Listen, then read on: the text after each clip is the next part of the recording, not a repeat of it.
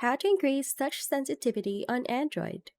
If you've ever found yourself frustrated with unresponsive touch screens, you're in the right place. In today's video, we're going to unlock a hidden gem in your Android device.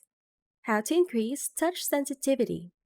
Whether you're rocking a screen protector, sporting gloves in colder weather, or just looking for that extra touch responsiveness, I've got you covered. I'll walk you through the steps to make your screen more sensitive and user-friendly, so you never miss a tap or swipe again. Let's get started. Open the Settings app on your device. The location of touch sensitivity settings can vary depending on your device. Look for either the Display or Accessibility section in the Settings menu. Depending on your device, you may find an option like Touch Sensitivity, Glove Mode, or High Sensitivity Mode. Enable this option to increase the touch sensitivity of your screen.